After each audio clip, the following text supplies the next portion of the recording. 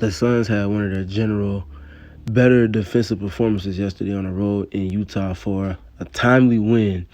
And we saw in that win a ton of table-setting defensive activity, whether that be at the point of attack, but even more so on the wing, guarding against Lauri Markkanen from Josh Okogie, as well as just a ton of ancillary efforts as a complete group from the bench unit. So I want to dive into both of those entities from last night's win, as they really took the forefront and stood out on the film to me. So let's go ahead and dive into it. All right, first we're going to start with Okogie on a handful of his defensive reps against Lauri Markkanen. So this first play, we're going to see, boom, he already early in the game, first possession of the game here, he's top locking on Markkanen, taking away the pace and flow of this action, and also just making Lauri work. He's always making sure that he feels him before he gets to where he's trying to go.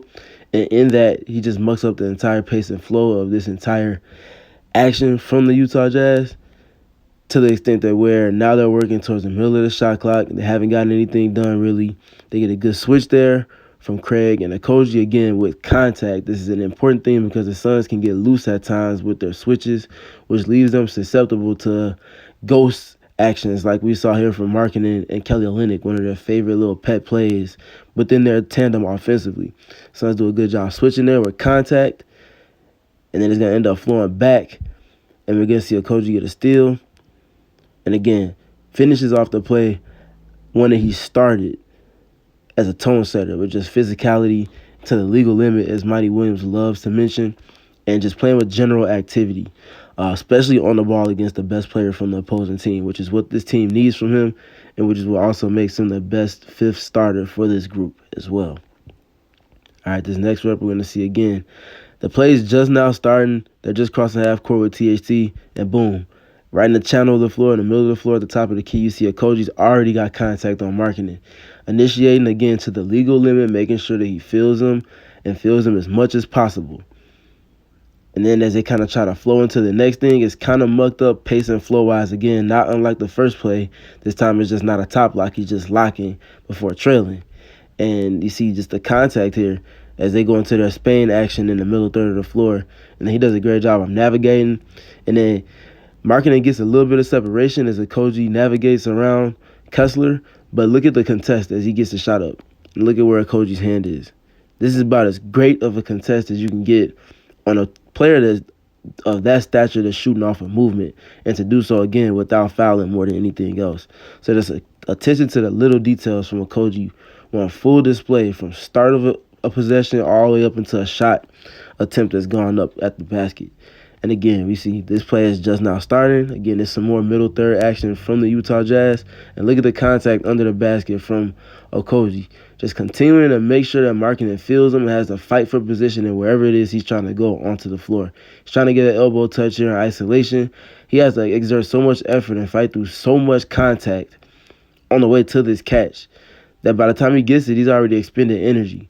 And even in addition to all of that, I want to also pay attention to and zoom in on how often and how frequently Okogie contests the catch of any pass that his man is going to receive. You have to meet the pass, otherwise it's going to be deflected. He's going to dislodge the ball, and he's going to muck up the pace and flow of whatever touch it is you're trying to get. Okogie puts that on display right here.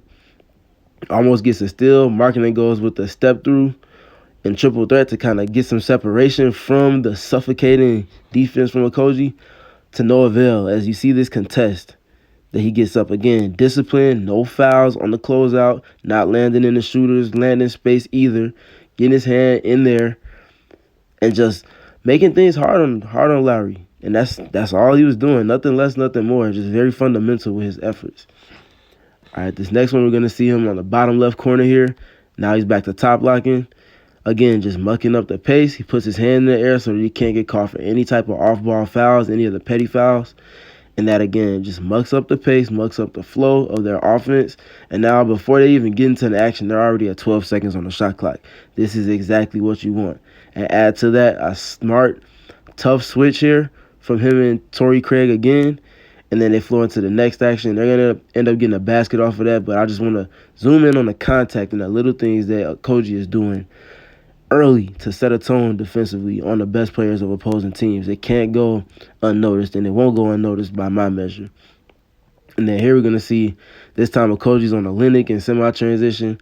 And as he's kind of handling, he's loose with his handle. Okogie crowds his space and crowds his area to make him uncomfortable, speeding up that clock. Kind of forcing him to play off speed and a little bit more frenetic than he's typically used to handling the ball pressure-wise under. And Okogie's able to end up dislodging the ball here, playing on roller skates with his great defensive movement patterns, and is able to stay in front of the ball, contain it completely, physical to the legal limit again, swipes down, gets the steal. Devin Booker's first to the floor. You always win if you're first to the floor. That's your franchise player doing this, by the way, which really sets a tone for the rest of the team. Devin Booker laying it out right here, going to get this ball, getting a save, and then the Suns are going to get 2 points in transition. As Okogie, who started the play, ends up finishing it again, this time in transition. And then on this rep here, we're just, again, looking at the physicality. So he's not locking this time. He's just jumping the screen, navigating through, just enough contact. There's no foul. Navigates through, gets through it clean, and look at the physicality. All up in his grill, crowding the airspace, gets a dislodged ball. That potentially could have been Suns' ball, but it's just the fact that he's so frequently, so consistently active in the area space of marking and just making life uncomfortable for him generally. And then transitioning into the sideline out of bounds following that play. Again, he's trying to get to this back screen here from Kessler, but because Okogie does such a great job just sticking in there, getting in his face, and then even doing a better job after the inbound of just staying on him, giving him no space to breathe, and then jumping the top lock, and then navigating the screen. He's just doing everything, and it forces them into a late clock shot. They're going to end up getting a corner three off of that, but the premise of Okogie's defense definitely stood out. All right, next we're going to transition into the bench dynamic here, because that early fourth quarter stretch was one that really changed the game, flipped the game on its head. And that group, specifically with Cameron Payne, T.J. Warren, Terrence Ross, Ish Wainwright, and Bismack Biyombo, that specific lineup is the one that flipped this game on its head. And if that specific lineup or any bench rendition can continue to just operate in that manner for this team, especially when Kevin Durant gets into the mix and he's sprinkled into these lineups within the rotation, that's going to be one area of the game where they can almost bank on getting some type of separation and some type of plus or positive play in the plus or minus at the end of games. And just kind of looking at it here, I'm going to dive into the offense first. The offense in this stretch up until the 4:58 mark, where it's Chris Paul, Devin Booker, and DeAndre Ayton came into the game in the fourth quarter, that bench lineup had an offensive rating of 143.8, which is unbelievable. And a lot of it came from them playing off of the defense and flowing into offense, but they did run some nice stuff in the half court as well. So kind of zooming in on that, this first play we see them going to their elbow cross-screen action. Then we're going to see the pick on ball. T.J. Warren's going to loop over and get an exit screen from Ish Wainwright, which is going to obviously occupy that side of the floor. But as that's happening, a dynamic that's growing increasingly over this past weekend of games, and then even on Monday as well, is Terrence Ross playing off of taggers. So his man is going to be tasked with kind of helping a little bit, and he's just giving a little bit of space, but Terrence Ross being able to lift and being able to sink and being able to just play with movement off of help defense being given in the middle third of the floor to a pick and roll is going to be something that's going to continue to be a staple for this team, because he's great playing off the catch, playing off of movement in these scenarios, and getting into his 1 and 2 dribble pull-ups, attacking closeouts as well, which is what he's going to be enabled to do here. Getting to the left elbow there, 2 dribble pull-up to the left hand, and he knocks that down. All right, and then this next one, speaking to his movement and activity and being able to play productively off of it, we see them just go off script into some quick zoom action. This time it's Miami. They go with the screen into the dribble handoff. Chicago, excuse me. They go into the screen, into the dribble handoff, and then Terrence Ross, again, the pace at which he's moving at in the half court is such a weapon. Not unlike with Damian Lee and not unlike with Landry Shamet as well, in terms of being able to play off of pace into jump shots, and he's able to knock this down. Again, all of this coming at a crucial point in the game where the Suns are not just holding the fort down for the starters to get back in, but increasing the lead that they garnered at the end of the third. Then here, again, it's going to be Terrence Ross this time catching, and now he's playing with Tony with TJ Warren. And you see TJ off the catcher getting into his bag. Another space that he's really good in is getting into his 1 and 2 dribble pull-ups, playing off of driving closeouts as well. And we see a little bit of that there. And these two specifically as a tandem, being able to play off of each other and being able to just withstand just enough defensively is such a weapon for this team to have. If they can continue to just hold it down defensively just enough, they don't have to necessarily lock teams down, but if they can just play with general activity, especially when Kevin Durant is sprinkled into these lineups, that'll be just good enough. And in this next rep here, we're going to see great top locking from Chris Dunn on Terrence Ross, so they flow into just kind of a throw, and then the screen here with TJ Warren and Bismack Biyombo in the empty corner. He's going to get an under here, and again, he's already in the mid-range because of where the screen is set from Arnold Lennox, so he's able to just get into, again, another 2 dribble pull-up going to his left hand this time, and he knocks that down. Very good mid-range shooter is TJ Warren off the dribble and off the catch. And that's going to be just a little bit of the creation dynamic that those two bring to the second unit offensively that's going to be much needed, especially, again, when Kevin Durant or Devin Booker or DeAndre Ayton and Chris Paul as a tandem are included within those lineups within the rotation. And then next, kind of transition into the defensive side. So I mentioned that the offense in this group early in the fourth quarter had a 143.8 offensive rating. The defensive rating was 75, which is unreal. This is just suffocating defense and connectivity that they show on display time and time again. On this first rep here defensively, we're going to see Bismack Biyombo up to touch, and then he's going to cut off that entire outside third of the floor here just by stepping up out of his drop and then attacking. And look at the hand and the activity and the discipline on his angle.